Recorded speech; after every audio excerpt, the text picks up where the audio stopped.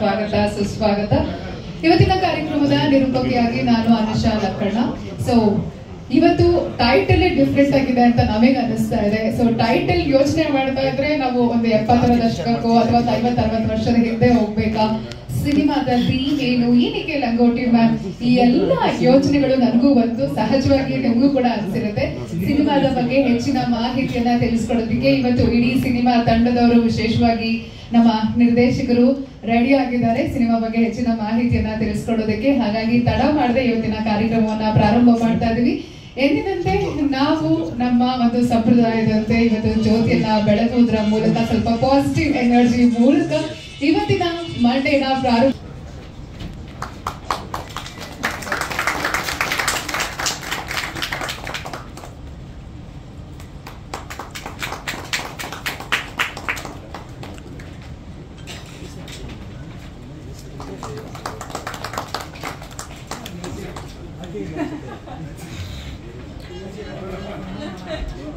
ಜಾಸ್ತಿ ಮಾಡಿದ್ರೆ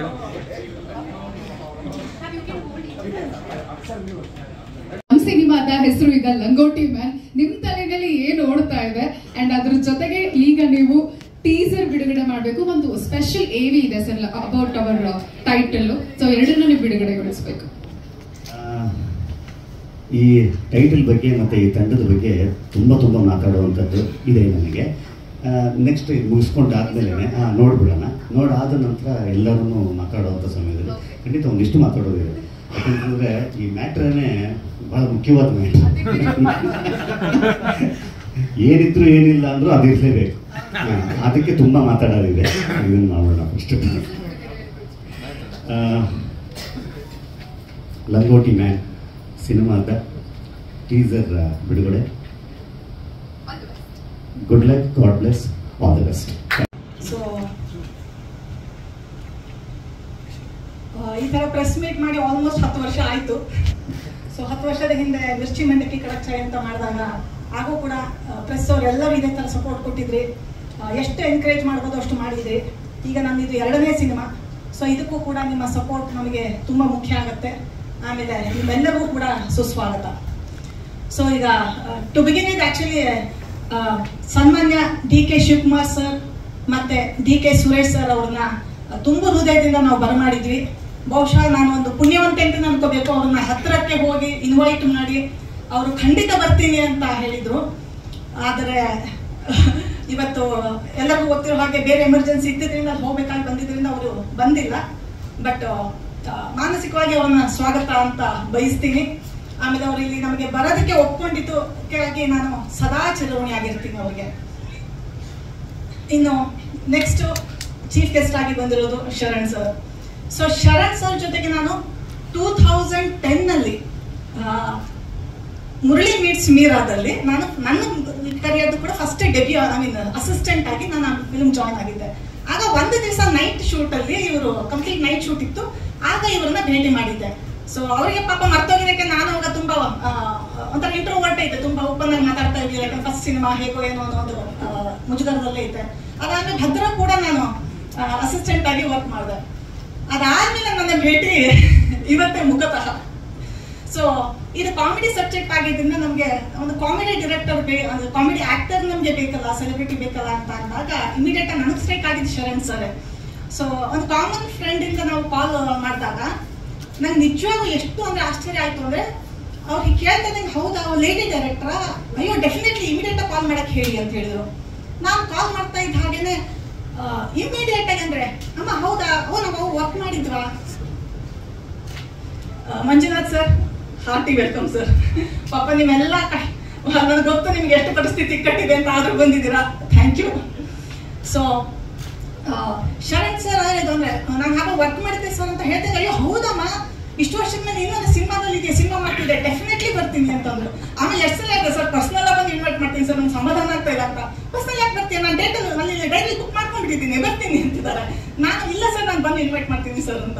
ಇಲ್ಲ ನನಗೆ ಬರೋದೇ ಬೇಡ, ಆ ಟೈಮನ್ನ ನೀನು ಬೇರೆದಕ್ಕೆ ಉಪಯೋಗಿಸ್ಕೊ, ಸದ್ಯಕ್ಕೆ ನಿನ್ನ ಬೇರೆ ಬೇರೆ ಕೆಲಸಗಳು ಎಷ್ಟೊಂದಿದೆ ಅಂತ ಗೊತ್ತು ನನಗೆ. ಸೊ ಹಾಗಾಗಿ ಅದನ್ನು ಉಪಯೋಗಿಸಿ ನಾನು ಖಂಡಿತ ಬರ್ತೀನಿ ಅಂತ ಹೇಳಿ ನಿನ್ನೆ ಮಂಗಳೂರಲ್ಲಿದ್ರು. ಈಗ ಮತ್ತೆ ಮಂಗಳೂರಿಗೆ ಹೋಗ್ತೀವಿ. ಈ ಫಂಕ್ಷನ್ಗೋಸ್ಕರ ಅವರು ಮತ್ತೆ ಅವರು ಫ್ಲೈಟ್ ಅಲ್ಲಿ ಬಂದು ಇವತ್ತಿದ್ದು ಕಾರ್ಯಕ್ರಮ ಮತ್ತೆ ವಾಪಸ್ ಹೋಗ್ತಾ ಇದ್ದಾರೆ. ಸೊ ಸಮಯ ನಾನು ನಿಜವಾಗ್ಲೂ ಅಂದ್ರೆ ಭಾಗ್ಯವಂತೆ ಪುಣ್ಯವಂತೆ ಅಂತ ಅನ್ಸುತ್ತೆ ಈ ಥರದ್ದೆಲ್ಲ ಸಪೋರ್ಟ್ಗಳು ನಮಗೆ ಒಂದು ಸಿನಿಮಾ ಮಾಡ್ಬೇಕಾದ್ರೆ ಸಿಕ್ಕಿದಾಗ. So welcome sir. ಏನು ಓಂ ಮಂಜುನಾಥ್ ಸರ್ ಅವರು ಸರ್ ಒಂದ್ಸಲ ಬನ್ನಿ ಸರ್.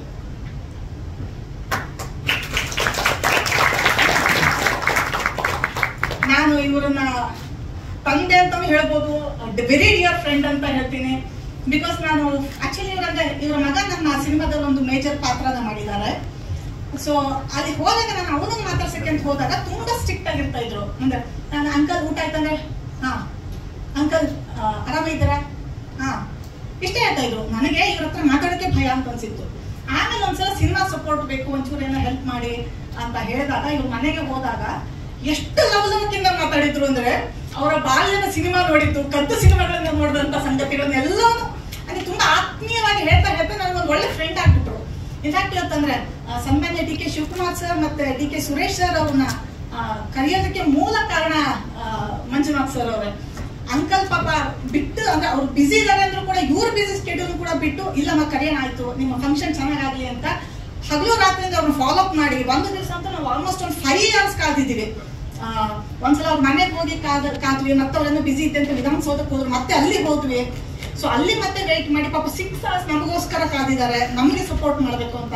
ಸೊ ಅದೇ ರೀತಿಯಾಗಿ ನಾನು ಪುಣ್ಯವಂತ ಅಂತ ಇದಕ್ಕೆ ಹೇಳೋದು, ಇಂಥವರೆಲ್ಲ ನಮ್ಮ ಸಪೋರ್ಟ್ ಇದ್ದಾರೆ.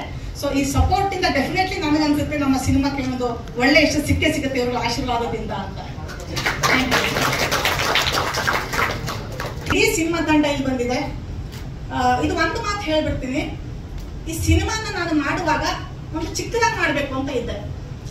ಒಂದು OTT ಅಂತ ಮಾಡೋಣ, ಈ ತರ ಏನೋ ಒಂದು ಸಣ್ಣದಾಗಿ ಮಾಡ್ಬೇಕು ಅಂತ ಇದ್ದೆ. ಬಟ್ ಆಮೇಲೆ ಟೀಮ್ ಕೈ ಸೇರ್ತಾ ಆ ಕಾನ್ಸೆಪ್ಟ್ ಎಷ್ಟು ದೊಡ್ಡದಾಗ್ತಾ ಹೋಯ್ತು, ಅದು ಮೇಕಿಂಗ್ ಅದ್ರದಂದ್ರೆ ಎಷ್ಟು ದೊಡ್ಡದಾಗ್ತಾ ಹೋಯ್ತು ಅಂತಂದ್ರೆ ಇದೊಂದು ಫುಲ್ ಫ್ಲೆಜ್ ಸಿನಿಮಾದ ಒಂದು ರೂಪದಲ್ಲಿ ಬರೋ ತರ, ತೆರೆ ಮೇಲೆ ಬರೋ ತರ ಒಂದು ಔಟ್ಪುಟ್ ಬರೋ ತರ ಆಯ್ತು. ಸೊ ಅದಕ್ಕೆ ಕಾರಣಕರ್ತರು ನಮ್ಮ ರೈಟರ್ಸ್ ಇಲ್ಲಿ ಇದ್ದಾರೆ. ಸರ್ ಒಂದ್ ನಿಮಿಷ ನಾನು ಎಲ್ಲರೂ ಸ್ಟೇಜ್ ಒಂದ್ಸಲ ಕರೆದು ಬಿಡ್ತೀನಿ. ಯಾಕಂದ್ರೆ ಏನು ಇನ್ನೊಂದು ಯಾಕೆ ಸೊ ಸ್ಕ್ರೀನ್ ಪ್ಲೇಗೆ ನನಗೆ ಸಾಥ್ ಕೊಟ್ಟವರು ಗಿರೀಶ್ ಸರ್ ಮತ್ತೆ ಗುರು ಕಮ್ಮೆ ಸರ್, ಡೈಲಾಗ್ ಅಲ್ಲಿ ಸಾಥ್ ಕೊಟ್ಟವರು ಶ್ರೀಕಾಂತ್ ಸರ್ ಮತ್ತೆ ವಿನೋದ್ ಸರ್.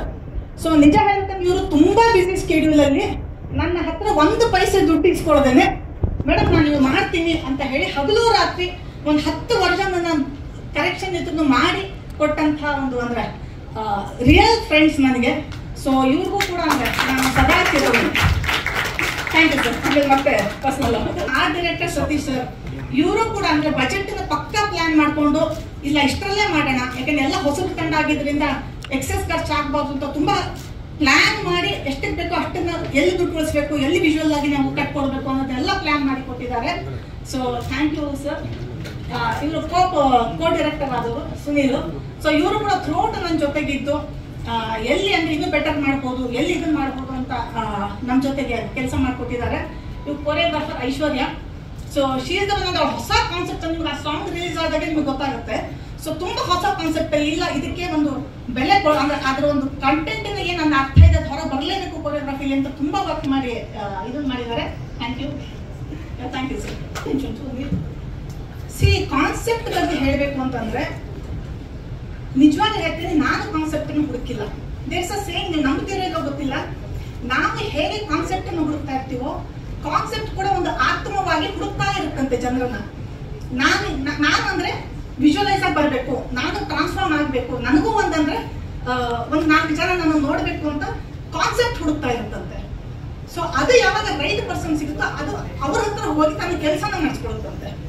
ಸೊ ಇಲ್ಲಿ ನನಗಾಗಿತ್ತು ಅದೇ, ನಾನು ಕಾನ್ಸೆಪ್ಟ್ ಹುಡುಕ್ದೆ ಅನ್ನೋದಕ್ಕಿಂತ ಬಹುಶಃ ಕಾನ್ಸೆಪ್ಟ್ ಎಲ್ಲೋ ಹುಡುಕ್ತಾ ಇತ್ತು, ನನಗೊಂದು ಸರಿಯಾದ ಡೈರೆಕ್ಟರ್ ಬೇಕು, ನಾನು ವಿಜುವಲೈಸ್ ಆಗಬೇಕು ನಾನು ಅಂತ.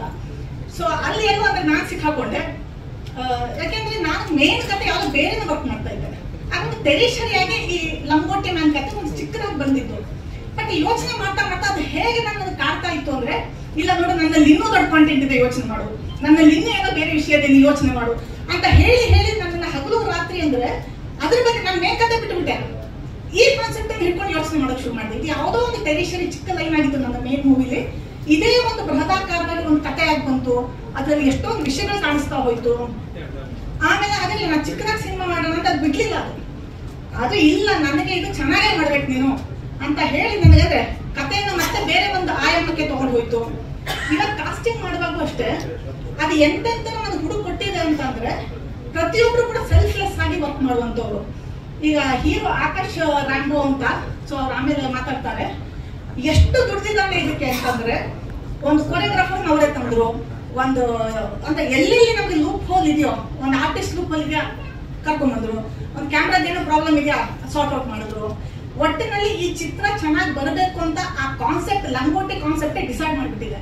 ನಮ್ಗೆ ಎಷ್ಟು ಹರ್ಡಲ್ಸ್ ಬಂದ್ರು ಕೂಡ ಹರ್ಡಲ್ಸ್ ಕೊಡುತ್ತೆ, ಅದಕ್ಕೊಂದು ಸೊಲ್ಯೂಷನ್ ಕೊಡುತ್ತೆ, ಹರ್ಡಲ್ಸ್ ಕೊಡುತ್ತೆ, ಅದಕ್ಕೊಂದು ಸೊಲ್ಯೂಷನ್ ಕೊಡುತ್ತೆ.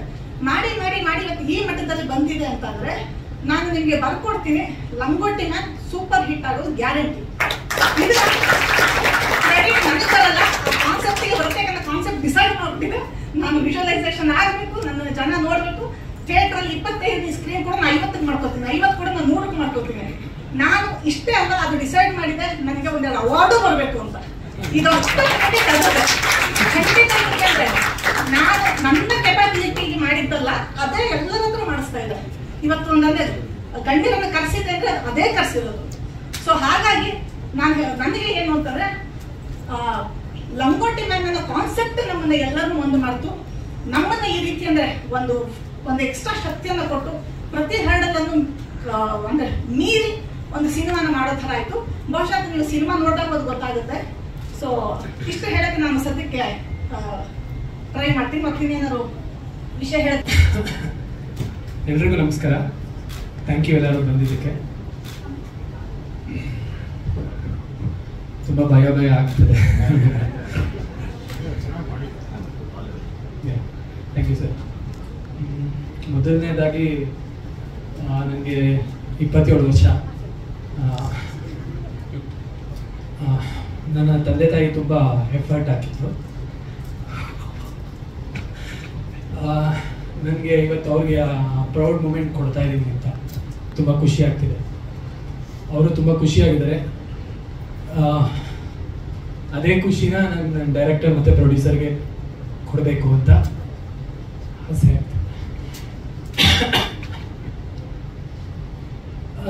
ಅಷ್ಟೇ. ಮೇಡಮ್ ಅವ್ರೇನು ಕನ್ವಿನ್ಸ್ ಮಾಡಿರಲಿಲ್ಲ. ಮೇಡಮ್ ಕೇಳಿದ್ರು, ಈಗ ಒಂದು ಸೀನ್ ಇರುತ್ತೆ, ಈ ಥರ ಎಲ್ಲ ಒಂದು ಫೈಟ್ ಇದೆ, ಸೆಮಿ ನೇಕೆಡ್ ಆಗಿರೋ ಮ್ಯಾಮ್, ಬೇಕಂದ್ರೆ ಫುಲ್ ನೇಕೆಡ್ ಆಗಿ ಓಡ್ತೀನಿ, ನಮಗೇನು ಪ್ರಾಬ್ಲಮ್ ಇಲ್ಲ ಅಂತ ಹೇಳಿದ್ದೆ.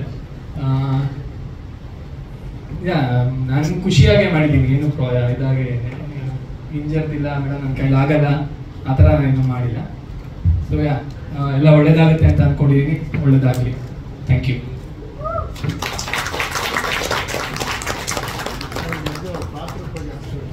ನನಗೆ ಲಂಗೋಟಿ ಹಾಕೋದಕ್ಕೆ ಇಷ್ಟ ಇರಲ್ಲ. ನಾನು ಚಿಕ್ಕ ವಯಸ್ಸಿಂದ ಲಂಗೋಟಿ ಹಾಕಿರ್ತೀನಿ. ಸೊ ಆಗ ನಾನು ಅಂಡರ್ವೇರ್ ಹಾಕಬೇಕು ಅನ್ನೋ ಒಂದು ಆಸೆ ಇರುತ್ತೆ ನನಗೆ. ಸೊ ನಾನು ಅಂಡರ್ವೇರ್ನ ಹುಡ್ಕೊಂಡು ಹೋಗ್ತಾ ಇರ್ತೀನಿ, ಬಟ್ ನನ್ನಿಂದ ಅಂಡರ್ವೇರ್ ದೂರ ಓಡ್ತಾ ಇರುತ್ತೆ. ಸೊ ಈ ಥರನೇ ನನ್ನ ಪಾತ್ರ. Thank you. ನಾಯಕರಾದಂಥ ಉಪಮುಖ್ಯಮಂತ್ರಿಗಳು ಡಿ ಕೆ ಶಿವಕುಮಾರ್ ಅವರು ಬರಬೇಕಾಗಿತ್ತು. ಕಾರಣಾಂತರದಿಂದ ನಿಮಗೂ ಎಲ್ಲ ಗೊತ್ತಿರ್ತದೆ, ಅದರಿಂದ ಅವರು ಬರೋಕ್ಕಾಗಲಿಲ್ಲ. ನಮ್ಮ ಡಿ ಕೆ ಸುರೇಶ್ ಅವರು ಸಹ ರಾಮನಗರದಲ್ಲಿ ಇನ್ಚಾರ್ಜ್ ಕೊಟ್ಟಿರೋದ್ರಿಂದ ಅವರು ಅಲ್ಲೂ ಹೋಗಬೇಕಾಗಿತ್ತು, ಅದರಿಂದ ಬರೋಕ್ಕಾಗಲಿಲ್ಲ. ಅವ್ರ ಪರವಾಗಿ ನಾನು ಬಂದಿದ್ದೀನಿ, ನಾನೊಬ್ಬ ಜಿಲ್ಲಾಧ್ಯಕ್ಷ ಆಗಿದ್ದೀನಿ, ಅದರಿಂದ ಬಂದಿದ್ದೀನಿ. ಅವ್ರ ಪರವಾಗಿ ನಾನು ಕ್ಷಮೆ ಕೇಳ್ತೀನಿ ಮೊದಲನೇದೇ. ಆಮೇಲೆ ಎರಡನೇದು ಲಂಗೋಟಿ ಮ್ಯಾನ್ ಇವತ್ತು ಸಿನಿಮಾ ಇವತ್ತು ಉದ್ಘಾಟನೆ ಕಾರ್ಯಕ್ರಮ ಮಾಡ್ತಾ ಇದ್ದಾರೆ. ಅದು ಸಕ್ಸಸ್ ಆಗಲಿ, ಒಳ್ಳೇದಾಗಲಿ, ಅವ್ರಿಗೆ ಈ ಪಿಕ್ಚರ್ ಸಕ್ಸಸ್ ಆಗಲಿ ಅಂತ ನಾನು ಆಶಿಸ್ತೀನಿ. ಯಾಕೆಂದರೆ ಪಿಕ್ಚರ್ ತೆಗೆಯೋದು ಎಲ್ಲ ಕೈಯಲ್ಲೂ ಆಗಲ್ಲ, ತುಂಬ ಕಷ್ಟ ಇದೆ. ಫಿಲಮ್ ಮಾಡಬೇಕಂದ್ರೆ ಎಲ್ಲರೂ ದುಡ್ಡಿದೆ ನಮ್ಮ ಹತ್ರ ಮಾಡ್ತೀವಿ ಅಂದರೆ ತುಂಬ ಕಷ್ಟ ಇದೆ.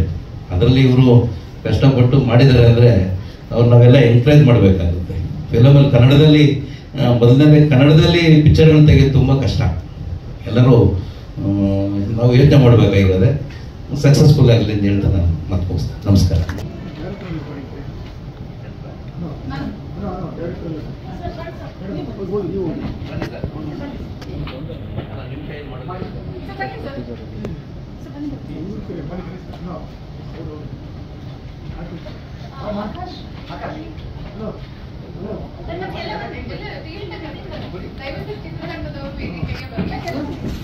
ಬನ್ನಿ ಸರ್. ಟೀಮ್ ಅವರೆಲ್ಲರೂ ಬನ್ನಿ.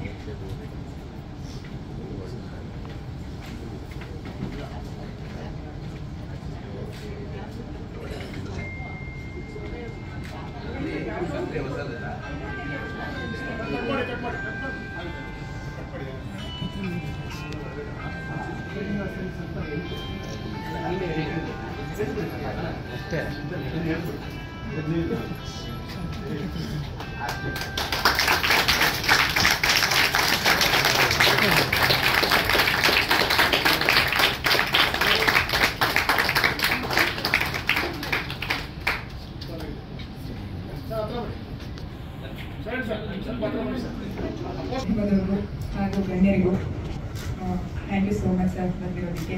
ಇವತ್ತು ನಾನು ನಿಮ್ಮೆಲ್ಲರ ಜೊತೆ ಒಬ್ಬಳಾಗಿರೋದಂತೂ ತುಂಬ ಖುಷಿ ಕೊಟ್ಟಿರೋಂಥ ವಿಷಯ. ಲಂಗೋಟಿ ಮ್ಯಾಮ್ ನಮ್ಮ lady director Sanjota ma'am first time lady director ಜೊತೆ ವರ್ಕ್ ಮಾಡಿರೋಂಥ movie. And thank you so much ma'am for this giving wonderful opportunity for me. And Langoti ಪರೋನ ಇಲ್ಲ ವಿರೋಧನ ಅಂತ ಕೇಳಿದರೆ ಲಂಗೋಟಿ ಎಲ್ಲರೂ ಹಾಕ್ಕೊಳ್ಳೇಬೇಕು. ಸೊ ಎಲ್ಲರೂ ಪರವಾಗಿ ಇರ್ತಾರೆ, ವಿರೋಧವಾಗಿರ್ತೂ ಯಾರು ಇರಲ್ಲ ಅಂತ ಅಂದ್ಕೊಳ್ತೀನಿ. ಆ್ಯಂಡ್ ಇದರಲ್ಲಿ ನನ್ನ ಪಾತ್ರ ಸಸ್ಪೆನ್ಸ್, ಈಗಲೇ ಹೇಳೋಂಗಿಲ್ಲ, ಆದಷ್ಟು ಬೇಗ ಗೊತ್ತಾಗುತ್ತೆ ನಿಮಗೆ ಏನು ಅಂತ. ಆ್ಯಂಡ್ ಎಲ್ರಿಗೂ ನಮ್ಮ ಲಂಗೋಟಿ ಮೂವಿ ಟೀಮ್ನಲ್ಲಿ ವರ್ಕ್ ಮಾಡಿರೋಂಥ ಎಲ್ಲರಿಗೂ ಕೂಡ thank you so much. Thank you.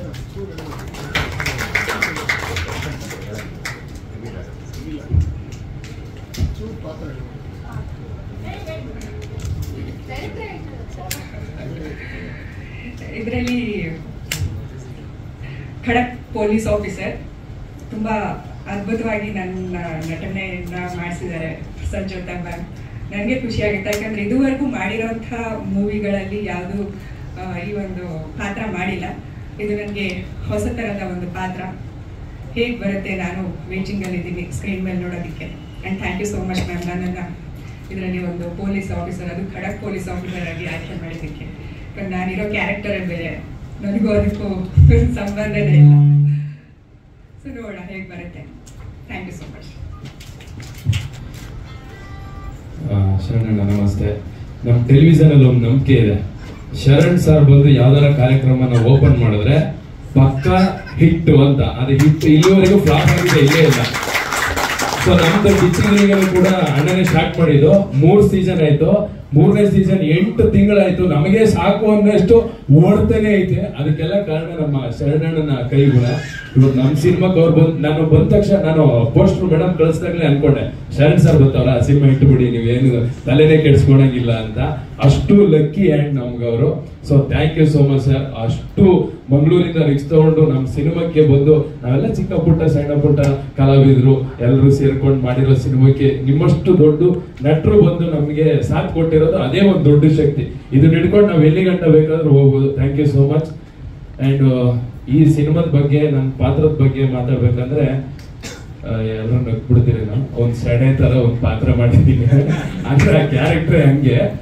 So ಒಬ್ಬ ದಡ್ಡ, ಏನು ಗೊತ್ತಿಲ್ಲ, ನನ್ನ ಸ್ಕಿಟ್ಗಳಲ್ಲಿ ಮಾಡ್ತಾ ಇದೆ ಈ ರಾಜ, ಪೆದ್ದ ರಾಜ, ಆ ತರ ಒಂದು ಕ್ಯಾರೆಕ್ಟ್ರು ನಂದು. ಸೊ ಏನಂದ್ರೆ ಜೊತೆಗಿರ್ತೀನಿ, ಅದು ಏನಕ್ಕೆ ಇರ್ತೀನಿ ಅಂತನೂ ಗೊತ್ತಿರಲ್ಲ. ಒಡೆದ್ರೆ ಒಡಿಸ್ಕೊಂಡು, ಕುಡಿದ್ರೆ ಕುಡಿಸ್ಕೊಂಡು, ಆ ತರ ಒಂದು ಒಳ್ಳೆ ಫನ್ನಿ ಕ್ಯಾರೆಕ್ಟ್ರು, ತುಂಬಾ ಚೆನ್ನಾಗಿದೆ. ಆಮೇಲೆ ಸಂಜೋತಾ ಮೇಡಮ್, ನನಗೆ ಲೇಡಿ ಡೈರೆಕ್ಷನ್ ಫಸ್ಟ್ ಟೈಮು, ಅದು ಇರೋದೇ ಕಡಿಮೆ, ಅದರಲ್ಲಿ ಇವ್ರ ಜೊತೆ ಮಾಡಿರೋ ಫಸ್ಟ್ ಟೈಮು. ತುಂಬಾ ಕಂಫರ್ಟಬಲ್, ಆಮೇಲೆ ತುಂಬಾ ಚೆನ್ನಾಗಿ ಟೀಚ್ ಮಾಡೋರು ನನಗೆ. ನಾವು ಏನೇ ಮಾಡಿರ್ಬೋದು, ಈಗ ಎಷ್ಟೋ ಸಿನಿಮಾ ಮಾಡಿರ್ಬೋದು ಅಥವಾ ಎಷ್ಟೋ ಶೋ ಏನೇ ಮಾಡಿರ್ಬೋದು, ಬಟ್ ಪ್ರತಿ ಸಿನಿಮಾನು ನಮ್ಗೆ ಹೊಸದಾಗಿರುತ್ತೆ, ಹೊಸತನ ಇರುತ್ತೆ. ಅದನ್ನ ತುಂಬಾ ಚೆನ್ನಾಗಿ ನನ್ನ ಪಾತ್ರನ ಮೋಲ್ಡ್ ಮಾಡಿದ್ರು ಅವರು. Thank you madam. ಅಷ್ಟು ಒಳ್ಳೆ ಪಾತ್ರ, ತುಂಬಾ ಚೆನ್ನಾಗಿದೆ. ಅಂದ್ರೆ ನೀವು ಸಿನಿಮಾ ನೋಡೋದ್ರ ಮೇಲೆ ಹೇಳೇ ಹೇಳ್ತೀರಾ, ಅದ್ರ ಬಗ್ಗೆ ನಾನು ಜಾಸ್ತಿ ಮಾತಾಡಂಗೂ ಇಲ್ಲ. ಆದ್ರೆ ಒಂದು ಒಳ್ಳೆ ಪಾತ್ರ, ತುಂಬಾ ಚೆನ್ನಾಗಿದೆ. Thank you. ಅಂತ ಪಾತ್ರಕ್ಕೆ ನನ್ನನ್ನೇ ಸೆಲೆಕ್ಟ್ ಮಾಡಿಕೊಂಡು ಅಷ್ಟು ಒಳ್ಳೆ ಪಾತ್ರನ ನಿಜ ಹೇಳ್ತೀನಿ, ಯಾರು ಬೇಕಾದ್ರೂ ಫ್ರೀ ಆಗಿ ಮಾಡೋರು, ನನಗೆ ಕಾಸು ಕೊಟ್ಟು ಮಾಡಿಸಿದ್ದೀರಾ. Thank you so much. ನಿಮ್ಮ ಈ ಹೋರಾಟಕ್ಕೆ ಒಂದು ಈಗಿನ ಸಮಾಜದಲ್ಲಿ ಒಂದು ಲೇಡೀಸ್ ನಿಂತ್ಕೊಂಡು ಅವ್ರ ಗಂಡ ತುಂಬಾ ಸಪೋರ್ಟ್ ಮಾಡಿದ್ದಾರೆ. ರಾತ್ರಿ ಎಲ್ಲ ಪಾಪ ಅವರು ಡೇ ಪೂರ್ತಿ ಆಫೀಸಿಗೆ ಹೋಗ್ಬಿಟ್ಟು ರಾತ್ರಿ ಪೂರ್ತಿ ನಿದ್ದೆ ಬಿಡ್ಕೊಂಡು ನಮ್ಮ ಜೊತೆ ಕೂತಿರೋರು. ಇವ್ರು ಇದಕ್ಕೆ ಪಾಪ ಅವ್ರು ಅನುಭವಿಸಿದ್ದಾರೆ, ಅವ್ರನ್ನ ನೆನ್ಸ್ಕೊಳ್ಲೇಬೇಕು. ನೀವು ಈಗ ನಿಲ್ಲೋದಕ್ಕೋಸ್ಕರನೇ ನಮ್ಮಂತ ಎಷ್ಟೋ ಕಲಾವಿದರು ಹೊಟ್ಟೆ ತುಂಬುತ್ತೆ, ಒಳ್ಳೆ ಕಂಟೆಂಟ್ ಆಚೆ ಬರೋಕ್ಕೆ ಕಾರಣ ಆಯ್ತು. Thank you so much. ಈ ಸಿನಿಮಾಕ್ಕೆ ಒಳ್ಳೇದಾಗಲಿ. ಆಮೇಲೆ ಆಕಾಶ್ ಕೂಡ ತುಂಬಾ ಅವರಿಗೆ ನಾನು ಹೀರೋ, ಅವ್ರ ಬಗ್ಗೆ ನಾನು ಹೇಳ್ಬೇಕು, ನಾನು ಹೀರೋ ಅನ್ನೋ ಯಾವುದೂ ಇರಲಿಲ್ಲ. ಜನರೇಟರ್ ಸ್ಟಾರ್ಟ್ ಆಗಿಲ್ಲ ಅಂದ್ರೆ ಇವರೇ ಹೋಗಿ ಸ್ಟಾರ್ಟ್ ಮಾಡೋರು, ಕಾಸ್ಟ್ಯೂಮ್ ನಮ್ದೆಲ್ಲ ಕಾಸ್ಟ್ಯೂಮ್ ಬಂದಿಲ್ಲ ಅಂದ್ರೆ ಅವರೇ ಕೈಯಲ್ಲಿ ಹಿಡ್ಕೊಂಡು ಓಡ ಬರೋರು. ತುಂಬಾ ಚೆನ್ನಾಗಿ ಅವರು ಈ ಸಿನಿಮಾನ ಅವರು ಒಬ್ರು ಆರ್ಟಿಸ್ಟ್ ಅಲ್ಲದೆ ಅಲ್ಲಿ ಏನೋ ಕೆಲಸ ಮಾಡೋ ತರ ಕೆಲಸ ಮಾಡಿ ಹಗ್ಲು ರಾತ್ರಿ ಇಡೀ ಸ್ಕ್ರಿಪ್ಟು ಆಮೇಲೆ ಸೆಟ್ ವರ್ಕು, ಹಾಗೆ ಸ್ಮೋಕ್ ಹಾಕೋನಿಲ್ವಾ ಇವರೇ ಹೋಗಿ ಸ್ಮೋಕ್ ಹಾಕ್ತಾ ಇರೋರು. ಅಷ್ಟು ಡೌನ್ ಟು ಅರ್ತ್ ಆಗಿ ಇದಕ್ಕೆ ಆಕ್ಟ್ ಮಾಡಿದ್ದಾರೆ. ಸೊ ಹಂಗೆ ಇರಬೇಕು ಸಿನಿಮಾ ಅಂದಾಗ. ಅದರಲ್ಲಿ ಎಲ್ಲವೂ ನಾವು ಆಗಿದ್ರೆ ಮಾತ್ರ ಆ ಸಿನಿಮಾ ಗೆಲ್ಲಕ್ಕೆ ಸಾಧ್ಯ. ನಾನಂದ್ರೆ ಈ ಪಾತ್ರ ಬಂದೇ ಮಾಡದೆ ಹೋದ್ರೆ ಅಂದ್ರೆ ಸಾಧ್ಯ ಆಗಲ್ಲ, ಕಲಿಯೋಕ್ಕೂ ಆಗಲ್ಲ. So thank you so much ಈ ಸಿನಿಮಾದಲ್ಲಿ ಒಂದು ಅವಕಾಶ ಕೊಟ್ಟಿದ್ದಕ್ಕೆ ಮೇಡಮ್. ಒಳ್ಳೇದಾಗಲಿ ಸರ್, ನೀವು ಬಂದಿದ್ದು ತುಂಬಾ ಖುಷಿ ಆಯ್ತು. ಥ್ಯಾಂಕ್ ಯು ಸೋ ಮಚ್, ಒಳ್ಳೇದಾಗಲಿ. ಒಂದ್ ಸೆಕೆಂಡ್ ಶರಣ್ ಸರ್, ಕೋಟಿ ನಮ್ಮ ಸಿನಿಮಾಕ್ಕೆ ನೀವು ಸರ್ ಕಾಲಿಟ್ಟಿದ್ದು. Thank you so much, thank you, ಒಳ್ಳೇದಾಗಿ. ಹೆಸರು ಕೇಳಿದಾಗ ನನಗೂ ಸ್ವಲ್ಪ ವಿಚಿತ್ರ ಅನಿಸ್ತು. ಸಂಜೋತ್ ಅವರು ನನಗೆ ಕರೆ ಮಾಡಿ ಒಂದು ಪಾತ್ರ ಇದೆ ಮಾಡ್ತೀರಾ ಅಂತ. ನಾನು ಬಿಡುವಾಗಿದ್ದೆ ಅವಾಗ, ಆಗ್ಬೋದು ಮಾಡ್ತೀನಿ ಅಂತ. ಅವ್ರನ್ನ ಹೋಗಿ ಮೀಟ್ ಮಾಡಿದೆ ನಾನು ಅವ್ರ ಮನೇಲಿ.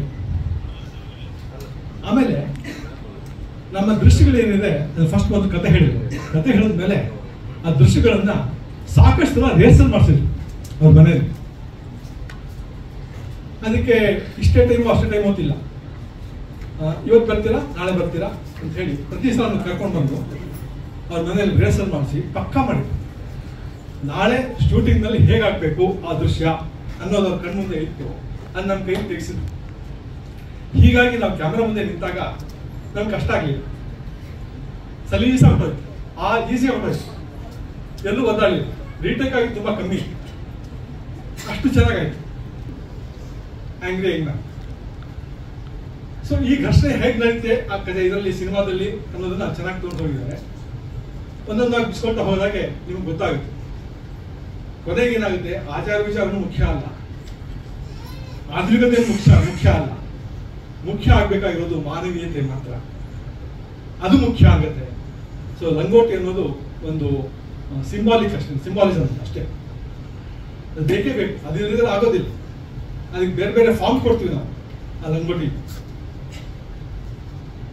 ನಾವು ಹಾಕೊಳ್ತಾ ಇದ್ದ ಆವಾಗಿಂದ ಹಿಂದಿನ ಕಾಲದಲ್ಲಿ ಲಂಗೋಟಿ ಇಲ್ಲ, ಅದನ್ನೇ ಇವಾಗ ಕಾಚ ಅಂತಾರೆ, ನಿಕ್ಕರ್ ಅಂತಾರೆ, ಏನ್ ಬೇಕಾದ್ರೆ ಅಂತಾರೆ. ಆದ್ರೆ ಶಂಕರಾಚಾರ್ಯರ ಬಗ್ಗೆ ಬಹಳ ಚೆನ್ನಾಗಿ ಒಂದು ಸ್ತೋತ್ರ ಬರೆದಿದ್ದಾರೆ, 5 ಶ್ಲೋಕ ಇರುವಂಥದ್ದು. ಕೌಪೀನವಂತಹ ಖಲು ಭಾಗ್ಯವಂತಹ ಅಂತ ಹೇಳಿ ಕೌಪೀನ ಪಂಚಕಾಂತ ಬರೆದಿದ್ದಾರೆ. ಅದರಲ್ಲಿ ಇದನ್ನೆಲ್ಲ ವಿವರಿಸ್ತಾರೆ. ಇದರಿಂದ ಏನು ನಮಗೆ ಅಡ್ವಾಂಟೇಜ್ ಇದೆ, ಅನುಕೂಲ ಇದೆ. ಇವಾಗ ಸಾಕಷ್ಟು ಜನಕ್ಕೂ ಅವರ ಅಮ್ಮನ ಕೈ ತುತ್ತಿಗೂ ತುಂಬಾ ಅಪರ್ಚುನಿಟಿ ಸಿಕ್ಕಿದೆ. ಹಾಗೆ ನಾವು ಕೂಡ ಒಂದು ಅಡಿಗೆ ಕಾರ್ಯಕ್ರಮದ ನಿರೂಪಕಿ ಅಮ್ಮ ಅಡಿಗೆ ಹೇಳ್ಕೊಡ್ತಾ ಇದ್ರು. ಪ್ರತಿದಿನ ನಾನು ಊಟ ಮಾಡಿದ್ದೀನಿ ಅವ್ರ ಕೈ ರುಚಿ. ಥ್ಯಾಂಕ್ ಯು ಅಂತ ಹೇಳ್ತಾ ಅವ್ರನ್ನ ನೆನಪು ಮಾಡ್ಕೊಳ್ಳೋದಕ್ಕೆ ಒಂದು ಅವಕಾಶ ಸಿಕ್ತು. ಸೊ ಓಟ್ ಯು ಸರ್. ಲಂಗೋಟಿ ಅಂದ್ರೆ ನಿಮಗೆ ಏನ್ ಅನ್ಸ್ತು? ಟೀಸರ್ ನ ನೋಡಿದ್ರಿ, ಒಂದು ಸ್ಪೆಷಲ್ AV ಕೂಡ ನೋಡಿದ್ರಿ, ಪೋಸ್ಟರ್ ಕೂಡ ನೋಡಿದ್ರಿ. ಸೊ ನೀವು ನಿಮ್ಮ ಅಭಿಪ್ರಾಯವನ್ನು ತಿಳಿಸ್ಬೇಕು. ಎಲ್ರಿಗೂ ನಮಸ್ಕಾರ. ಮಂಜುನಾಥ್ ಸರ್ ನಮಸ್ಕಾರ. ಎಲ್ಲಿಂದ ಶುರು ಮಾಡಲಿ? ಇಷ್ಟು ಕಾಂಟೆಂಟ್ ಇದೆ ರೀ ಹೇಳಲಿಕ್ಕೆ ಈ ಸಿನಿಮಾ ಬಗ್ಗೆ. ಒಂದಿಷ್ಟು ಹೇಳ್ತಾನೇ ಹೋಗ್ಬೋದು, ಅಷ್ಟು ಪಾಸಿಟಿವ್ ವಿಚಾರಗಳು ಈ ವೇದಿಕೆ ಮೇಲೆ ಕಂಡು ಬಂದಂಥದ್ದು ನನಗೆ. ಲಂಗೋಟಿ ಮ್ಯಾನ್ ನನಗೆ ಒಂದು ಕಾಮನ್ ಫ್ರೆಂಡಿನ ಮುಖಾಂತರ ಮೇಡಮ್ ಅವರ ಇದು ಪರಿಚಯ ಆಗುತ್ತೆ ಈ ಸಿನಿಮಾದ ಇದಕ್ಕೆ. ಫಸ್ಟ್ ಟೈಮ್ ಇಲ್ಲ, ನನ್ನ ವಯಸ್ಸೇ ಹೋಗ್ಬಿಟ್ಟಿದೆ ಗುರು. ಇಲ್ಲ, ನನಗೆ ಆ್ಯಕ್ಚುಲಿ ಗಂಟಲು ಬಿದ್ದೋಗಿದೆ. ನಾನು ಎಲ್ಲರಿಗೂ ವಾಯ್ಸ್ ನೋಟ್ ಬಿಡ್ತಾ ಇದ್ದೀನಲ್ಲ, ಯಾರು ಮಾತಾಡ್ತಿರೋದು ಅಂತ ಕಳಿಸ್ತವ್ರೆ. ಆಮೇಲೆ ನಾನೇ ಅಂತ ಲಂಗೋಟಿ ಮ್ಯಾನ್ ಅನ್ನುವ ಟೈಟಲ್ನ ಹೇಳಿದಾಗ ಒಂದು ಚಿಕ್ಕ ನಗು ಬರುತ್ತೆ. ಅವ್ರ ಹತ್ರ ನಾನು ಫೋನಲ್ಲಿ ಮಾತಾಡಿದೆ. ನಾನು ಲಂಗೋಟಿ ಮ್ಯಾನ್ ಅನ್ನುವಂಥ ವಿಚಾರದಲ್ಲಿ ನಾನೇನು ಅನ್ಕೊಂಡೆ, ಫಸ್ಟು ತಮಾಷೆಗೆ ಒಂದು ಫನ್ನಿಯಾಗಿರಲಿ ಒಂದು ಟೈಟಲ್ಲು ಅನ್ನೋದಕ್ಕೆ ಮಾತ್ರ ಇಟ್ಟಿದ್ದಾರೆ ಅಂದ್ಕೊಂಡಿದ್ದೆ ನಾನು. ಭಾಳಷ್ಟು ಜನಕ್ಕೆ ಇದನ್ನು ಫಸ್ಟ್ ಟೈಮ್ ಕೇಳಿದಾಗ ಅಷ್ಟಕ್ಕೆ ಮಾತ್ರ ಸುಮ್ಮನೆ ಒಂದು ನಗು ಬರ್ಸೋದಕ್ಕೋಸ್ಕರ ಇಟ್ಟಿರ್ತಾರೆ ಅಂತ ಅನ್ನೋ ಅಂಥದ್ದು ಎಲ್ಲರಿಗೂ ಬರೋ ಅಂಥದ್ದು ಸಹಜ. ನನಗೂ ಕೂಡ ಅದು ಬಂದಿದ್ದಂಥದ್ದು. ಒಂದು 5 minutes ಮಾತಾಡಿದೆ ನಾನು ಅವ್ರ ಹತ್ರ, ಅಷ್ಟೇ 5 ನಿಮಿಷ ನಾನು ಅವ್ರ ಹತ್ರ ಮಾತಾಡಿದ್ದು. ಇದರ ಪೂರ್ತಿ ಚಿತ್ರಣನೇ ಬೇರೆ ಮಾಡಿಬಿಟ್ರು.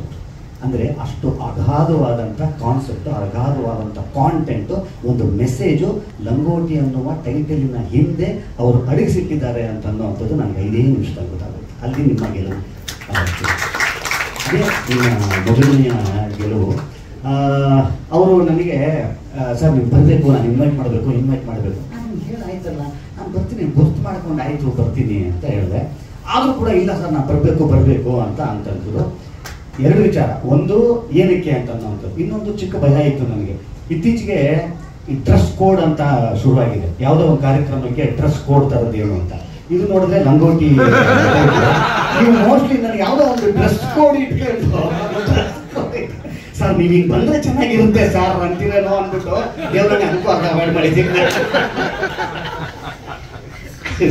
ಸದ್ಯ. ಆಮೇಲೆ ನಾನು ಇಲ್ಲಿ ಬಂದ ನೋಡಿದ್ರು ಎಲ್ಲರೂ ಕರೆಕ್ಟಾಗಿ ಹಾಕೊಂಡು ಬಂದಿದ್ರೆ ಅದು ಪರವಾಗಿಲ್ಲ ಅಂತ ಅಂದ್ಕೊಂಡು ಒಳಗಡೆ ಬಂದ್ಬಿಟ್ಟೆ.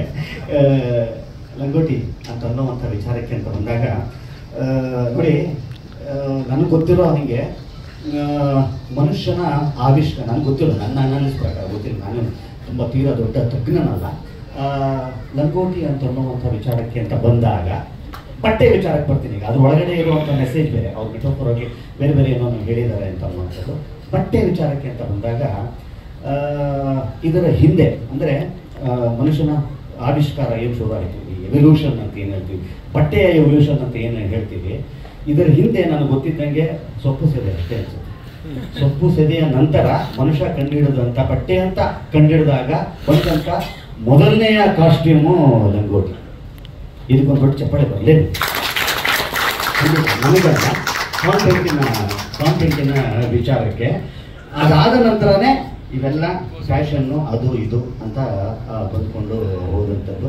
ಆ ತಕ್ಕಂತೆ, ಆ ಕಲ್ಚರಿಗೆ ತಕ್ಕಂತೆ, ಆ ಪ್ರಾಂತ್ಯಕ್ಕೆ ತಕ್ಕಂತೆ, ವಾತಾವರಣಕ್ಕೆ ತಕ್ಕಂತೆ ಬಟ್ಟೆಗಳ ವಿನ್ಯಾಸಗಳು ಬೇರೆ ಬೇರೆ ಆದಂಥವು. ನನಗೆ ಗೊತ್ತಿರೋ ಹಾಗೆ ಲಂಗೋಟಿಯ ತದನಂತರದ ಏನೇನು ಬಂದವು ಅದೆಲ್ಲ ಫ್ಯಾಷನ್ ಆಗಿರುತ್ತೆ.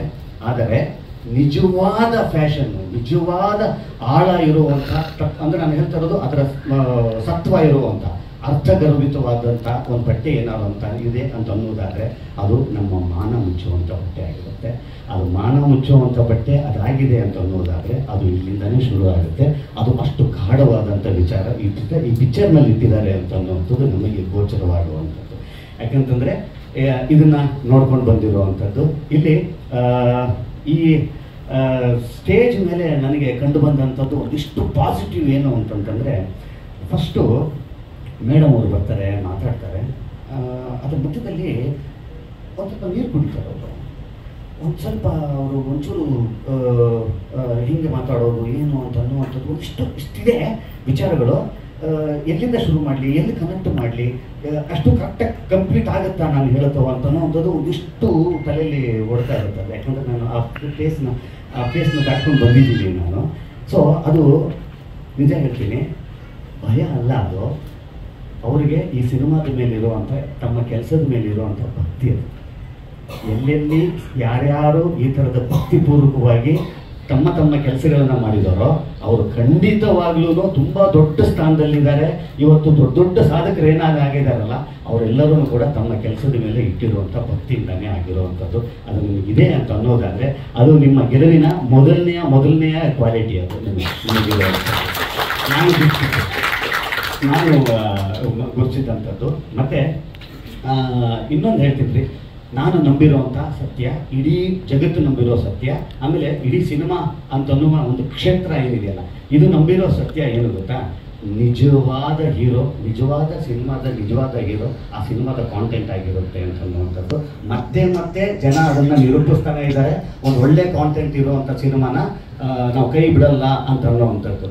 ಈ ಸಿನಿಮಾದ ನಿಜವಾದ ಗೆಲುವು ನನಗೆ ತಕ್ಕಂಥ ನನಗನ್ಸಿದ್ದು ಏನು ಗೊತ್ತಾ, ಫಸ್ಟು ಈ ಒಂದು ಸ್ಟೇಜಿಗೆ ನಿರ್ದೇಶಕರು ತಮ್ಮ 4-5 ಜನ ರೈಟರ್ಸ್ನ ಕರೀತಾರೆ. ಸೊ ಈ ಸಿನಿಮಾದ ನಿಜವಾದ ಗೆಲುವು ಅವರು ನಂಬಿರುವಂಥ ರೈಟರ್ಸ್ ಮೇಲೆ ಇದೆ ಅಂತ ಅನ್ನೋದಾಯಿತು ಅಂತಂದರೆ ಅದು ಖಂಡಿತವಾಗೂ ಅವರು ಯಾವುದನ್ನು ನಂಬಿದ್ದಾರೆ ಅಂತ ಅನ್ನೋವಂಥದ್ದು ಚೆನ್ನಾಗಿ ಗೊತ್ತಾಗುತ್ತೆ. ಯಾಕಂದರೆ ಇವತ್ತು ಶರಣ್ ಏನೇನಾಗಿದ್ದಾನೆ, ಇವತ್ತು ನನ್ನ ಬೆಳವಣಿಗೆ ಏನೇನಾಗಿದೆ, 25 ವರ್ಷದ ನಂತರ ನಾನು ಇಲ್ಲಿ ಕನ್ಸಿಸ್ಟೆಂಟ್ ಆಗಿ ಇವತ್ತಿಗೂ ಕೂಡ ಈ ವೇದಿಕೆ ಮೇಲೆ ನಿಂತ್ಕೊಂಡಿದ್ದೀನಿ ಅಂತ ಅನ್ನೋದೇ ನಿಜವಾದರೆ ಇಲ್ಲಿ ಕೂತಿದೆಯಲ್ಲ ಡಿಪಾರ್ಟ್ಮೆಂಟ್, ಈ ಡಿಪಾರ್ಟ್ಮೆಂಟ್ಗೆ ಸೇರಬೇಕು ಸರ್. ಖಂಡಿತವಾಗ್ಲೂ ನಿಮ್ಮ ಕಾಂಟ್ರಿಬ್ಯೂಷನ್ ಇದೆಯಲ್ಲ ಶರಣನ ಬೆಳವಣಿಗೆಗೆ ನನ್ನ ನಿಜವಾದ ಬೆನ್ನೆಲುಬು ರೈಟರ್ಸ್. ಯಾಕಂತಂದರೆ ಕಾಮಿಡಿ ಅಂತ ಅನ್ನೋವಂಥದ್ದು ನಗಿಸುವಂಥದ್ದು ಇದೆಯಲ್ಲ, ಅದು ಬಹಳ ಕಷ್ಟವಾಗಿರುವಂಥ ವಿಚಾರ. ಅದು ಮೇಕಿಂಗ್ ಸಮ್ವನ್ ಲಾಫ್ ಅಂತ ಅನ್ನೋದಿದೆ ಗೊತ್ತಾ, it is really A very serious job ಅಂತೇಳಿ. ತುಂಬ ಅದು ನೋಡಲಿಕ್ಕೆ ಮಾತ್ರ ತುಂಬ ಫನ್ನಿ ಅಥವಾ ಲೈಟಾಗಿ ಕಾಣಿಸ್ಬೋದು, ಬಟ್ ಆ್ಯಕ್ಚುಲಿ ಲೈಟ್ ಅಲ್ಲ, ಅದು ಭಾಳ ಇನ್ ಡೆಪ್ತ್ ಆಗಿರೋವಂಥ ವಿಚಾರ.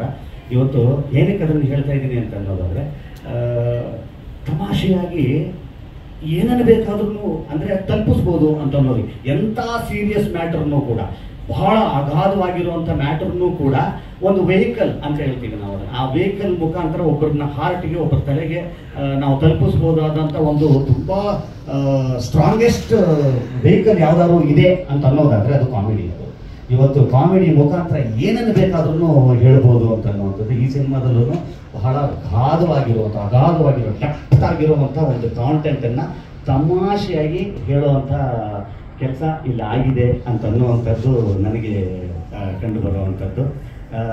ಈ ಥರದ ಕೈಗೆತ್ಕೋಬೇಕು, ಈ ಥರ ಸಿನಿಮಾ ಕೈಗೆತ್ಕೋಬೇಕು ಅಂತ ಅನ್ನೋದಾದರೆ ನಿಜಕ್ಕೂ ಹೇಳ್ತೀನಿ, ನಮ್ಮ ಲೋಕಲ್ ಭಾಷೆಯಲ್ಲಿ ಮೀಟರ್ ಇರಬೇಕು ಅಂತ. ಖಂಡಿತವಾಗ್ಲೂ ಈ ಸಿನಿಮಾನ ನೀವೆಲ್ಲರೂ ಕೈಗೆ ಎತ್ಕೊಂಡಿದ್ದೀರಿ ಅಂತ ಅನ್ನೋದಾದರೆ ಬರೀ ಮೀಟರ್ ಅಲ್ಲ, ಡಬಲ್ ಮೀಟರ್ ಎಲ್ಲರಿಗೂ ನಿಮಗೆ. ಏನಕ್ಕೆ ಅಂತಂದರೆ ನಾವು ಏನೇನೋ ಮಾಡಬೇಕು, ಹಂಗೆ ಮಾಡಬೇಕು, ಹಿಂಗೆ ಮಾಡಬೇಕು ಅಂತ ಹೇಳ್ತೀವಿ. ಆದರೆ ತೀರಾ ಈ ಎಕ್ಸ್ಟೆಂಟಿಗೆ ಹೋದರೆ ಜನ ತೊಗೊಳ್ತಾರ ಇಲ್ವಾ ಅಂತ ಅನ್ನೋವಂಥದ್ದು ಇರುತ್ತೆ. ನನಗೆ ಬಹಳ ಹಿಂದೆ ನಾನೊಂದು ಸೇರಿಂಗ್ ಓದಿದ್ದೆ ನಾವು ಅಕಸ್ಮಾತ್ ನಮ್ಗೆ ಏನು ಅನಿಸುತ್ತೋ, if you don't dare to do that, ಸ್ವಲ್ಪ ದಿವಸ ಆದಮೇಲೆ we see someone doing it. ನಾವು ನೋಡ್ತೀವಿ ಅದನ್ನು, ಇನ್ನೊಬ್ರು ಯಾರೋ ಮಾಡಿರೋವಂಥದ್ದನ್ನು ನೋಡ್ತೀವಿ. ಬಟ್ ನಿಮಗೆ ತಲೆಗೆ ಬಂದ ತಕ್ಷಣವೇ ನೀವು ಮಾಡಿದ್ದೀರಿ ಅಂತ ಅನ್ನೋದಾದರೆ ಖಂಡಿತವಾಗ್ಲೂ ನಿಮಗೆ 100ಗೆ 200 ಮಾರ್ಕ್ಸ್ ಮೇಡಮ್. ನಿಮಗೆ ಖಂಡಿತವಾಗಿ ನಿಮ್ಮ ನಿಜವಾದ ಗೆಲುವು ಅದರಿಂದ ಶುರುವಾಗುತ್ತೆ. ಆಮೇಲೆ ಇತ್ತೀಚಿನ ದಿವಸದಲ್ಲಿ ಒಂದು ಚೂರು ಹೊಸದಾಗಿ ಏನೋ ಮಾಡ್ತಿದ್ದೀನಿ ಅಂತಂದರೆ ನಮ್ಮ ಕನ್ನಡದ ಪ್ರೇಕ್ಷಕರು ತುಂಬ ತೆರೆದ ಮನಸ್ಸಿನಿಂದ ಕಾಯ್ತಾ ಇದ್ದಾರೆ ಹೊಸದೇನಾದ್ರು ಬೇಕು ಅಂತ ಅನ್ನುವಂಥದ್ದು. ಇವತ್ತು ಅಂಥವ್ರಿಗೆ ನೀವು ಕೊಡ್ತಾ ಇರುವಂಥ ಈ ಕಾಂಟೆಂಟಿನ ಊಟ ಇದೆ ಗೊತ್ತಾ, ಖಂಡಿತವಾಗ್ಲೂ ಈ ಸಿನಿಮಾನ ಬಹಳ ದೊಡ್ಡ ಮಟ್ಟದಲ್ಲಿ ಅಪ್ಪುಕೊಳ್ತಾರೆ ನಮ್ಮ ಕನ್ನಡಿಗರು ಅಂತ ಅನ್ನುವಂಥ ನನ್ನ ನಂಬಿಕೆ. ಇದರೊಟ್ಟಿಗೆ ಸಿನಿಮಾದ ಬಗ್ಗೆ ಮಾತಾಡಿದೆ. ನಾನು ಒಂದೊಂದೇ ಡಿಪಾರ್ಟ್ಮೆಂಟನ್ನು ನಾನು ಖಂಡಿತವಾಗ್ಲೂ ಒಂದು 10 ನಿಮಿಷ ಲ್ಯಾಗ್ ಆದರೂ ಪರವಾಗಿಲ್ಲ, ನಾನು ಮಾತಾಡ್ತೀನಿ. ಯಾಕಂತಂದರೆ ಪ್ರತ್ಯೇಕವಾಗಿ ಮಾತಾಡಬೇಕು. ಈ ಸಿನಿಮಾದ ನಾಯಕ ನಟರು ಆಕಾಶ್ ಅವರು ದಯವಿಟ್ಟು ಬನ್ನಿ. ಯಾಕಂತಂದರೆ ಅವರು ಕೂಡ ಗದಗದಿತರಾದರು ಮಾತಾಡಬೇಕಾದ್ರೆ. ಏನಕ್ಕೆ ಅಂತ ಹೇಳ್ತೀನಿ, ಈ ಒಂದು ಹಾದಿನ ನಾನು ದಾಟ್ಕೊಂಡು ಬಂದಿದ್ದೀನಿ. ಭಾಳ ಕಷ್ಟ ಇದೆ ಈ ಥರದ ಇಮ್ಯಾಜ್ ಮಾಡೋದನ್ನು ಕೂಡ. ಈ ಥರದ ಒಂದು ಕಾಸ್ಟ್ಯೂಮಲ್ಲಿ ಇಮ್ಯಾಜ್ ಮಾಡೋದನ್ನು ಕೂಡ ತುಂಬಾ ಕಷ್ಟ ಇದೆ ರೀ. ಅವರು ಮೊದಲನೇ ಸಿನಿಮಾದಲ್ಲೇ ಈ ಥರದ ಒಂದು ಪಾತ್ರವನ್ನು ಮೈ ಚಳಿ ಬಿಟ್ಟು ಮಾಡೋದು ಅಂತ ಹೇಳ್ತೀವಿ ನಾವು. ಯೂಶಲಿ ನಮ್ಮ ನಮ್ಮ ರಂಗಭೂಮಿಯ ಫಾರ್ಮುಲಾದಲ್ಲಿ ಏನಿದೆ ಗೊತ್ತಾ, ಮೈ ಚಳಿ ಬಿಟ್ಟು ಮಾಡೋದು ಅಂತ. ಯಾರು ಮೈ ಚಳಿ ಬಿಟ್ಟು ಮಾಡ್ತಾನೆ ನಿಜವಾಗ್ಲೂ ಒಂದು ಪಾತ್ರದೊಳಗಡೆ ಹೋಗ್ತಾನೆ ಅಂತ ಅನ್ನುವಂಥ ಮೊದಲನೇ ಸೂತ್ರ, ಕಲಾವಿದರ ಮೊದಲನೇ ಸೂತ್ರ ಏನು ಅಂತಂದ್ರೆ ಮೈ ಚಳಿ ಬಿಟ್ಟು ಮಾಡಬೇಕು ಅಂತ ಅನ್ನುವಂಥದ್ದು. ಇದಕ್ಕಿಂತ ಮೈ ಚಳಿ ಬಿಟ್ಟು ಮಾಡುವಂಥದ್ದು ಇನ್ನೇನು ಬೇರೆ ಎಕ್ಸ್ಟೆಂಟ್ ಇದೆ, ದೇವರನ್ನೇ ಇಲ್ಲ. ಇವತ್ತು ಅದನ್ನು ಮಾಡಿದ್ದಾರೆ ಅಂತ ಅನ್ನೋದಾದರೆ ಆಕಾಶ್ ಅವರಿಗೆ ಸೇರಬೇಕು. ಅದಕ್ಕೆ ತಮ್ಮ ಮೊದಲನೇ ಸಿನಿಮಾದಲ್ಲೇ ಕೂಡ ತನ್ನ ಪಾತ್ರಕ್ಕೆ ನಮ್ಮನ್ನು ನಾವು ಅರ್ಪಿಸ್ಕೊಳ್ಳೋದಿದೆ ಗೊತ್ತಾ, ಇದಕ್ಕಿಂತ ಇನ್ನೆಂಥದ್ದು. ಸೊ ಅವರು ಬರೀ ಕಾಸ್ಟ್ಯೂಮ್ ಮಾತ್ರ ಅಲ್ಲ, ಇನ್ನು ಅವರ ಪಾತ್ರಕ್ಕೆ ತಮ್ಮನ್ನು ತಾವು ಎಷ್ಟು ಮಟ್ಟಕ್ಕೆ ಅವರು ಅರ್ಪಿಸ್ಕೊಂಡಿರ್ತಾರೆ ಅಂತ ಅನ್ನುವಂಥದ್ದು ಇದರ ಮುಖಾಂತರನೇ ಗೊತ್ತಾಗುತ್ತೆ. ಆಕಾಶ್ ಅವರು ತುಂಬ ದೊಡ್ಡ ಹೀರೋ ಆಗಿ ನಮ್ಮ ಇಡೀ ಕನ್ನಡ ಚಿತ್ರರಂಗವನ್ನು ಖಂಡಿತವಾಗಲೂ ತುಂಬ, ಯಾಕಂದರೆ ನಮ್ಮ ಮುಂದಿನ ಜನ್ರೇಷನ್ನು ಈ ಥರದ ನಟರು ನಮ್ಮ ಎಲ್ಲರಿಗೂ ಕೂಡ ಬೇಕಾಗಿದೆ. ತುಂಬ ದೊಡ್ಡ ಭವಿಷ್ಯ ಇವರಿಗೆ ಸಿಗಲಿ ಅಂತ ಅನ್ನುವಂಥದ್ದು ನನ್ನ ಹಾರೈಕೆ. ನೀವು ನೆಗೆಟಿವ್ ರೋಲ್ ಮಾಡಿದ್ದಾರೆ ಅಂತಂದ್ರೆ ಫಸ್ಟ್ ಬರ್ಬೇಕಾದ್ರೆ ನನಗೆ ಅವರು ನೆಗೆಟಿವ್ ರೋಲ್ ಮಾಡಿದ್ದಾರೆ ಅಂತ ನನಗೆ ಯಾವ ನನಗೆ ಯಾವ ಹೆಂಗೆ ಕನ್ವೆ ಮಾಡಿದ್ರು, ಹೆಂಗಿದು ಸಾಧ್ಯ ಇದು ಅಂತ ನಾನು ಹೇಳಿದೆ.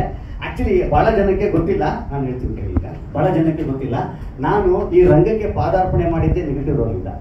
ಬಹಳಷ್ಟು ನನ್ನ ಸೀರಿಯಲ್ಸ್ ನಾನು ಮಾಡ್ತಾ ಇದ್ದಿದ್ದು, ನಾನು ನೆಗೆಟಿವ್ ರೋಲೇ ಮಾಡ್ತಾ ಇದ್ದು. ಅದಾದ ನಂತರ ಕಾಮಿಡಿಯನ್ ಆಗಿದ್ದು. ಇವತ್ತಿಗೆ ಅದನ್ನು ಹೇಳಿದ್ರೆ ಎಲ್ಲ ನಗು ಬರುತ್ತೆ ಆ್ಯಕ್ಚುಲಿ. ಸೊ ಕಲಾವಿದನಿಗೆ ರೂಪ ಅಂದರೆ ಈ ರೂಪಕ್ಕೆ ಈ ಕ್ಯಾರೆಕ್ಟ್ರು ಅಂತ ಅನ್ನೋದಲ್ಲ ಅಂತ ಅನ್ನೋದನ್ನ ಮತ್ತೆ ಮತ್ತೆ ಈ ಥರದ ಕಲಾವಿದರುಗಳು ಅದನ್ನು ನಿರೂಪಿಸ್ತಾ ಇದ್ದಾರೆ ಅಂತ ಅನ್ನೋವಂಥದ್ದು. ಈ ಸಿನಿಮಾದ ನಾನು ಆಗಲೇ ಹೇಳಿದೆ, ನಿಜವಾದ ಶಕ್ತಿ ಈ 4 ಜನ ರೈಟರ್ಸ್ ಅಂತ. ದಯವಿಟ್ಟು ಬನ್ನಿ ಸರ್, ನೀವೆಲ್ಲರೂ ಇದು ತಂಡ ಆಗಲಿಕ್ಕೆ ಕಾರಣ. ಮತ್ತು ಈ ಸಿನಿಮಾದ ನಾಯಕ ನಟಿಯವರು ದಯವಿಟ್ಟು ಬನ್ನಿ. ಯಾಕೆಂತಂದರೆ ಯೂಶಲಿ ಲಂಗೋಟಿ ಅಂತನ್ನುವ ಒಂದು ಟೈಟಲ್ ಅಲ್ಲಿ ಇರುವಂಥ ಒಂದು ಸಿನಿಮಾಗೆ ನನಗೇನು ಕೆಲಸ ಇರುತ್ತೆ ಅಂತ ಅನ್ನೋವಂಥದ್ದು ಬರುತ್ತೆ. ಆದರೂ ಕೂಡ ತಮ್ಮ ಪಾತ್ರದ ಬಗ್ಗೆ ಬಹಳ ಅಚ್ಚುಕಟ್ಟಾಗಿ ತಮ್ಮನ್ನು ತಾವು ತಿಳ್ಕೊಂಡಿದ್ದಾರೆ. ಈ ಪಾತ್ರದ ಬಗ್ಗೆ ಅವರು ಅರ್ಥಕೊಂಡಿದ್ದಾರೆ. ಮತ್ತು ಹುಲಿ ಅವ್ರ ಬಗ್ಗೆ ನಾನು ಮಾತಾಡಲೇಬೇಕು. ಇತ್ತೀಚಿನ ದಿವಸಗಳಲ್ಲಿ ನಮ್ಮ ಕಿರುತೆರೆ ಆಗಿರ್ಬೋದು, ಚಿತ್ರರಂಗ ಆಗಿರ್ಬೋದು, ನಾನೊಬ್ಬ ಕಲಾವಿದನಾಗಿ, ಹಾಸ್ಯ ಕಲಾವಿದನಾಗಿ ಹೇಳ್ತೀನಿ. ಮಜಾ ಭಾರತ್ ಆಗಿರ್ಬೋದು, ಗಿಚಿ ಗಿಲಿ ಗಿಲಿ ಆಗಿರ್ಬೋದು, ಒಂದಿಷ್ಟು ಈ ಥರದ ಈ ಹಾಸ್ಯವನ್ನೇ ಅವಲಂಬಿತವಾದಂಥ ಒಂದಿಷ್ಟು ಸೀರಿಯಲ್ಸ್ ಆಗಿರ್ಬೋದು, ಇದು ಕಾರ್ಯಕ್ರಮಗಳನ್ನ ನೋಡ್ತಾ ಇದ್ದೀನಿ. ಒಂದಿಷ್ಟು ಕಲಾವಿದರುಗಳು ಬರ್ತಾ ಇದ್ದಾರೆ ರೀ. ನಾನು ಎಲ್ಲಿದ್ರು ಗುರು ಇವರೆಲ್ಲ ಅಂತ ಅನ್ನೋ ಅಂಥದ್ದು. ನಿಜಕ್ಕೂ ಇವ್ರನ್ನೆಲ್ಲ ನೋಡಿದ್ರೆ ನನಗೆ ಏನು ಅನ್ಸುತ್ತೆ ಗೊತ್ತಾ, ಸದ್ಯ ಗುರು ಈ ಟೈಮಲ್ಲಿ ನಾನು ಬರಲಿಲ್ಲ ಅಂತ. ನಿಜಕ್ಕೂ ಯಾಕಂತಂದರೆ ಇವ್ರುಗಳೆಲ್ಲ ಖಂಡಿತವಾಗ್ಲೂ ಎಂತೆಂತೆ ನಾವು ಎಲ್ಲೆಲ್ಲಿದ್ರು ಅಂತ ಅನ್ನಿಸ್ತಾ ಇರುತ್ತೆ. ಅವ್ರು ಮಾತಾಡುವಂಥ ಶೈಲಿ ಆಗಿರ್ಬೋದು, ಅವರು ತಮ್ಮನ್ನು ತಾವು ತೊಡಗಿಸ್ಕೊಳ್ಳುವಂಥದ್ದಾಗಿರ್ಬೋದು, ಕನ್ನಡ ಚಿತ್ರರಂಗವನ್ನು ಕಾಮಿಡಿ ವಿಚಾರದಲ್ಲಿ, ಹಾಸ್ಯದ ವಿಚಾರದಲ್ಲಿ ಇನ್ನು ಮುಂದಿನ ಪೀಳಿಗೆಯಲ್ಲಿ ಬಹಳ ಭದ್ರವಾಗಿರುತ್ತೆ ಅಂತ ಅನ್ನೋದಕ್ಕೆ ಈ ಥರ ಕಲಾವಿದರುಗಳೇ ಕಾರಣ. ಈ ಥರದವರೆಲ್ಲ ಈ ಸಿನಿಮಾದಲ್ಲಿ ಇರೋವಂಥದ್ದು ನನಗೆ ವೈಯಕ್ತಿಕವಾಗಿಯೂ ಕೂಡ, ಒಬ್ಬ ಕಲಾವಿದನಾಗಿಯೂ ಕೂಡ ಇಷ್ಟ ಆಗಿರುವಂಥದ್ದು, ಖುಷಿ ಪಟ್ಟಿರುವಂಥದ್ದು. ನಾನು ಎಲ್ಲರ ಬಾಯಲ್ಲೂ ಒಂದು ಕೇಳ್ತಾ ಇದ್ದೆ, ಇದ್ರ ನಿಜವಾದ ಹೀರೋ ಒಬ್ಬರಿದ್ದಾರೆ, ಇದ್ರ ನಿಜವಾದ ಹೀರೋ ಒಬ್ಬರಿದ್ದಾರೆ, ಇದ್ರ ನಿಜವಾದ ಹೀರೋ ಒಬ್ಬರಿದ್ದಾರೆ ಅಂತ. ನೋಡಿ, ಎಲ್ಲ ಕೆಲಸನೂ ಮಾಡಿ ಹಿಂದೆ ನಿಂತ್ಕೊಂಡು ನಾನು ಬೇಡ ಪರವಾಗಿಲ್ಲ, ಚೆನ್ನಾಗಾಗಲಿ ಅಂತ ಅನ್ನೋವಂಥ ಒಂದಿಷ್ಟು ಕೈಗಳು ನಮ್ಮ ಜೊತೆಯಲ್ಲೇ ಇರುತ್ತೆ. ಅದನ್ನು ಖಂಡಿತವಾಗ್ಲೂ ಗುರುತಿಸುವಂಥದ್ದು ನಮ್ಮ ಕರ್ತವ್ಯನೂ ಆಗುತ್ತೆ. ಅದು ಯಾರೂ ಅಲ್ಲ, ಇವರು ಯಜಮಾನರು. ದಯವಿಟ್ಟು ಬನ್ನಿ ಸರ್. ನಿಮ್ಮ ಬಗ್ಗೆ ಎಲ್ಲರೂ ಭಾಳ ಮಾತಾಡ್ತಿದ್ದಾರೆ. ಬನ್ನಿ ಸರ್, ಒಳ್ಳೆಯದಾಗಲಿ ಸರ್. God bless.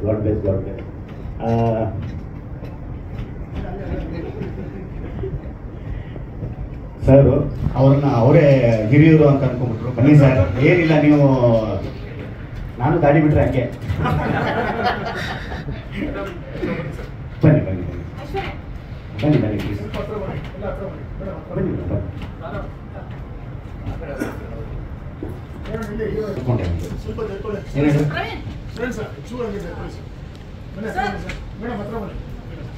ಆಗಿರ್ಬೋದು, ನಾನು ಈ ಥರದ ಯಾರು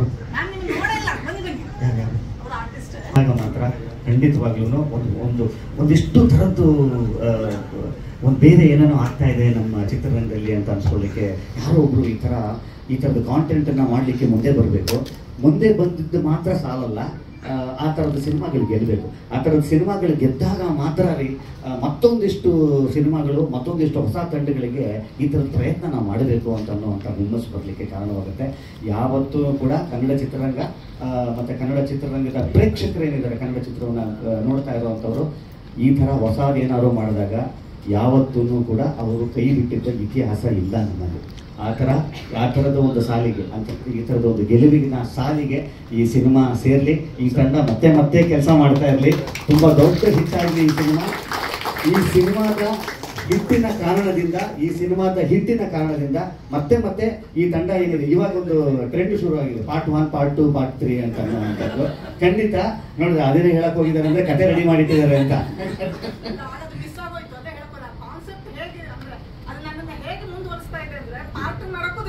ಸೂಪರ್. ಆದ್ರೆ ನಾನೀಗ ಒಂದು ಸುಮ್ಮನೆ ಕ್ಯೂರಿಯಸ್ ಆಗಿದ್ದೀನಿ ಸರ್. ಪಾರ್ಟ್ 1 ನಲ್ಲಿ ಲಂಗೋಟಿ ಇತ್ತು ಸರ್, ಸೆಕೆಂಡ್ ಅಲ್ಲಿ ಅದು ಇರಲ್ಲ ಸರ್ ಅಂತ ಮಾತಾಡ್ತಾರೆ. ಪಾಪ ಅವ್ರನ್ನ ರೆಡಿ ಮಾಡ್ಬಿಟ್ಟವ್ರ ಅಲ್ಲೇ. ಒಳ್ಳೇದಾಗಲಿ. ಇಲ್ಲಿ ಎಲ್ಲ ನಾನು ಈ ತಂಡದಲ್ಲಿ ನಾನು ಕಂಡ್ಕೊಂಡಿದ್ದಿಷ್ಟೇ, ಅವರಲ್ಲಿರುವಂಥ ಒಂದು ಒಗ್ಗಟ್ಟು ರೀ. ಬರೀ ಎಷ್ಟೋ ಜನ ನೋಡಿ ಇಲ್ಲಿ ನಾನು ಹೇಳಿದ್ರೆ ನಾನು ದುಡ್ಡೇ ಕೊಟ್ಟಿಲ್ಲ ಅಂತ ಹೇಳ್ತಾರೆ. ಸೊ ಎಲ್ಲದಕ್ಕೂ ದುಡ್ಡೇ ಕಾರಣ ಆಗಲ್ಲ, ಮನಸ್ಸು ಕಾರಣ ಆಗುತ್ತೆ, ಮನಸ್ಸುಗಳ ಕಾರಣ ಆಗುತ್ತೆ, ಲೈಕ್ ಪರ್ಸನ್ಸು ಕಾರಣ ಆಗ್ತಾರೆ. ಇವತ್ತು ಇಷ್ಟು ಜನ ನಾನು ಇಲ್ಲಿ ನೋಡ್ತಾ ಇದ್ದೀನಿ ಅಂತಂದರೆ ಅವರಲ್ಲಿರುವಂಥ ಒಂದೇ ಒಂದು ಗುಣ ನಾನು ಕಂಡುಕೊಂಡಿದ್ದು, ಒಂದೇ ಉದ್ದೇಶ ಕಂಡುಕೊಂಡಿದ್ದು ಏನು ಅಂತಂತಂದರೆ ಈ ಸಿನಿಮಾಗೆ ತಮ್ಮನ್ನು ತಾವು ಅರ್ಪಿಸ್ಕೊಂಡಿದ್ದಾರೆ ಅಂತನ್ನುವಂಥದ್ದು. ಎಲ್ಲಿ ನಿಷ್ಠೆಯಿಂದ ಕೆಲಸ ಆಗಿರುತ್ತೋ ಖಂಡಿತ ಆ ಪ್ರಾಡಕ್ಟ್ ಚೆನ್ನಾಗಿರುತ್ತೆ. ಆ ಪ್ರಾಡಕ್ಟ್ ಇನ್ನು ಚೆನ್ನಾಗಿರುವಂಥ ಪ್ರಾಡಕ್ಟನ್ನು ಖಂಡಿತವಾಗ್ಲೂ ನಾವು ಜನ ಕೈ ಬಿಟ್ಟಿಲ್ಲ. ಒಳ್ಳೇದಾಗಲಿ, ಗಾಡ್ ಬ್ಲೆಸ್. ಮತ್ತೊಮ್ಮೆ ಲಂಗೋಟಿ ಸಿನಿಮಾ ದೊಡ್ಡ ಹಿಟ್ ಆಗಲೇಬೇಕು ಅಂತೀನಿ ಈ ಸಿನಿಮಾ. ಒಳ್ಳೇದಾಗಲಿ, ಗಾಡ್ ಬ್ಲೆಸ್. ಮತ್ತೊಮ್ಮೆ ಎಲ್ಲರಿಗೂ ಇಲ್ಲಿ ಬಂದಿರುವಂಥ ಎಲ್ಲರಿಗೂ ಕೂಡ ನಾನು ಕೇಳ್ಕೊಳ್ಳೋದು ಈ ಥರದ ಒಂದು ಸಿನಿಮಾವನ್ನು ಅತಿ ಹೆಚ್ಚು ಪ್ರೀತಿಯಿಂದ ಇದನ್ನು ಸ್ವಾಗತಿಸಿ ಅಂತ ಅನ್ನೋವಂಥದ್ದು. ಭಾಳ ನಿಷ್ಕಲ್ಮಶ ಮನಸ್ಸಿನಿಂದ ಈ ಕೆಲಸ ಮಾಡಿದ್ದಾರೆ. ಎಲ್ಲರಿಗೂ ಒಳ್ಳೇದಾಗಲಿ. God bless.